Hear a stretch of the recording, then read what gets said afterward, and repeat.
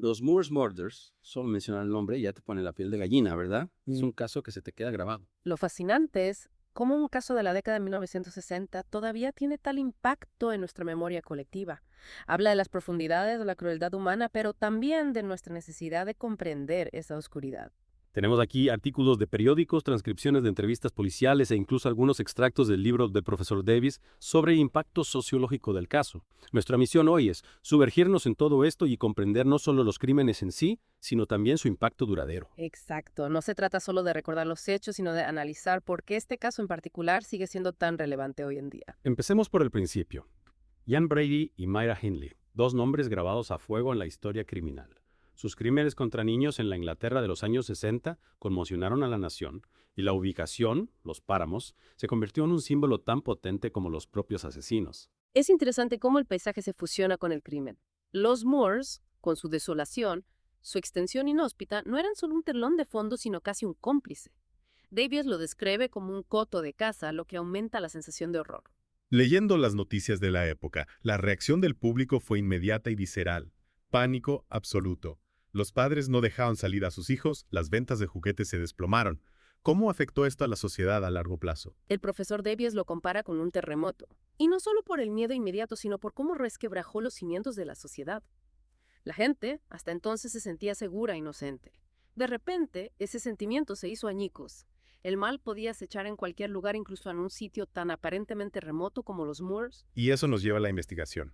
Mencionaste que te fascinaba cómo este caso fue un punto de inflexión en la investigación criminal. Exactamente. Combinó el trabajo detectivesco tradicional con la ciencia forense que empezaba a emerger.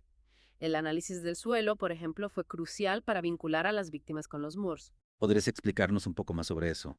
Acepto que en esa época no era una técnica tan común. Tienes razón.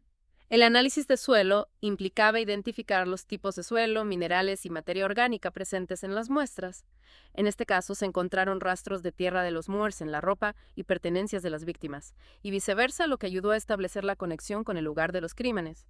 Fue una de las primeras veces que se usó esta técnica de manera tan determinante en un caso de asesinato. Lo que me sorprende es que a pesar de estos avances, el caso también dependió mucho de la colaboración ciudadana. Totalmente. Un testigo escuchó por casualidad un secuestro y su testimonio fue fundamental para el avance de la investigación.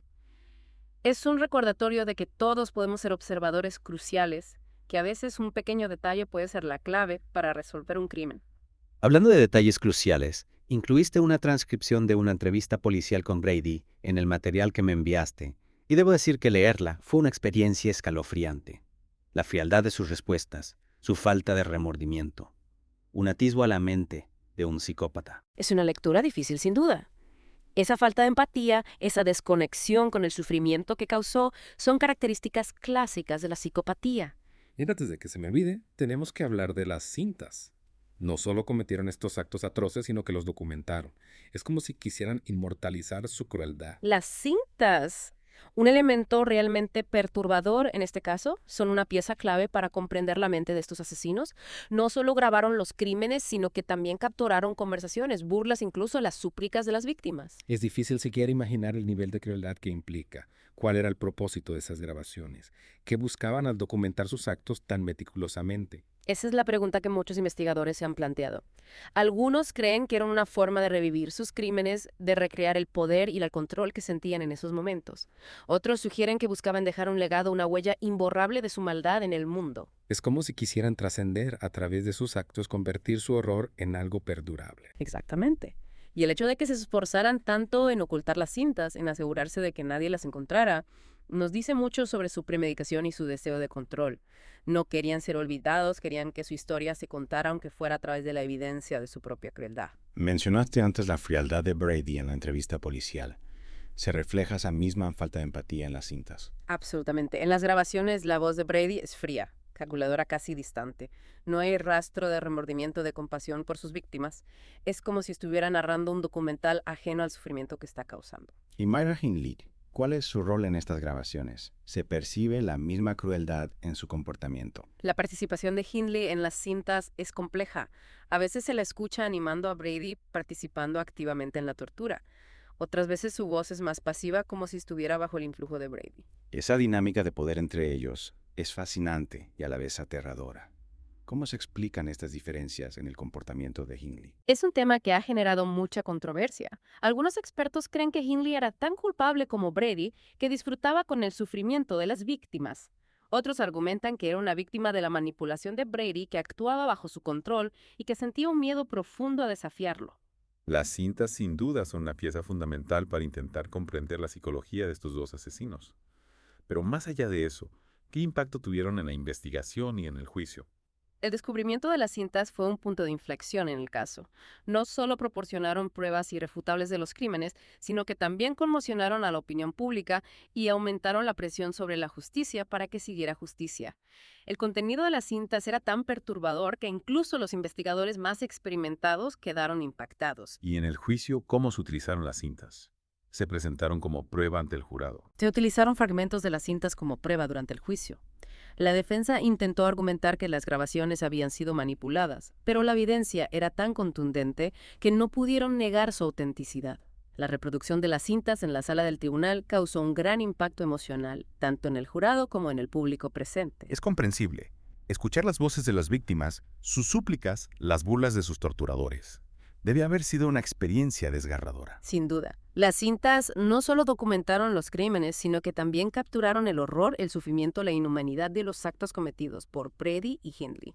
Dedicamos un tiempo a las grabaciones, a su impacto en el caso, pero creo que es importante volver a la figura de Brady y profundizar en su perfil psicológico. Mencionaste la psicopatía, pero ¿qué rasgos específicos se manifestaron en su caso? Brady encajaba en el perfil clásico de un psicópata.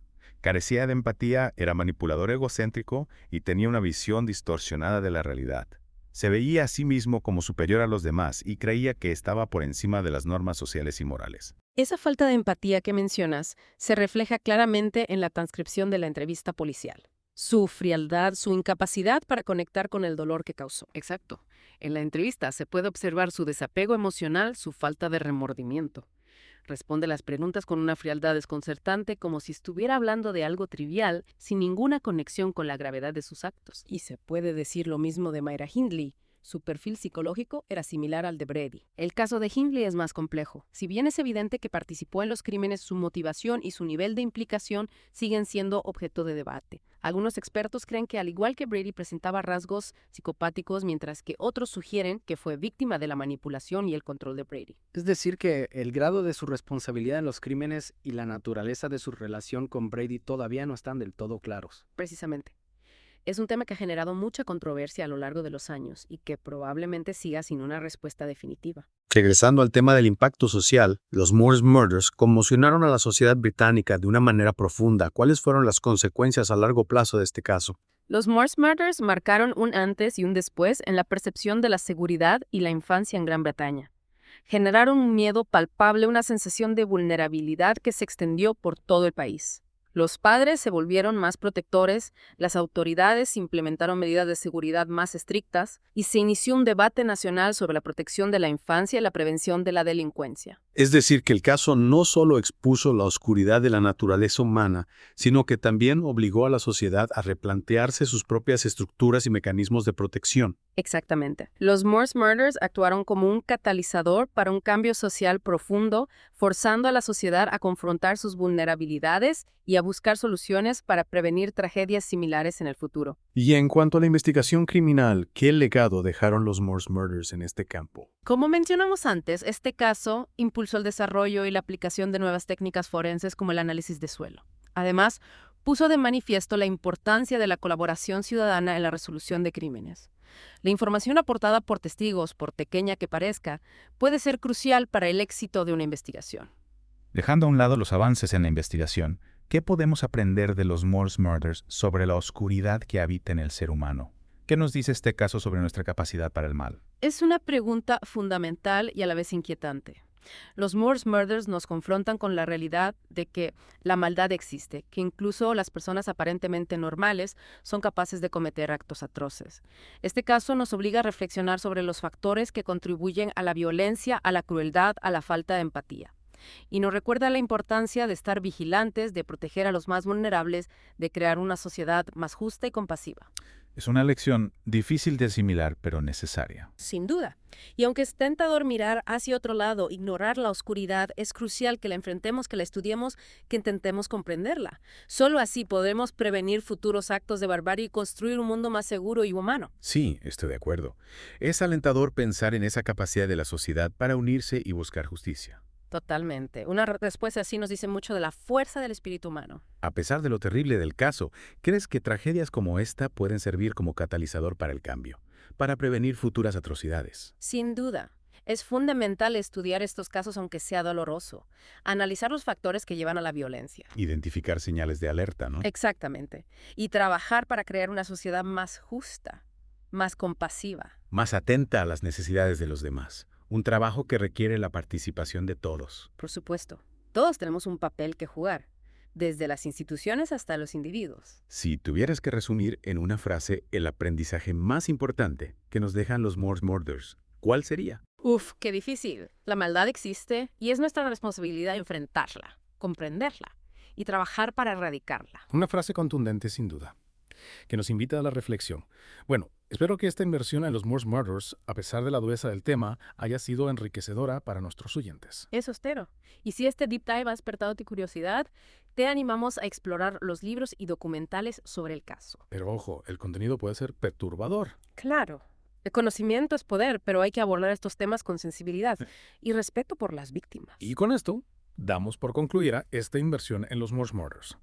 Gracias por acompañarnos en este viaje y esperamos verte en nuestro próximo Deep Dive. Hasta entonces, sigue explorando, sigue cuestionando y sigue buscando la verdad.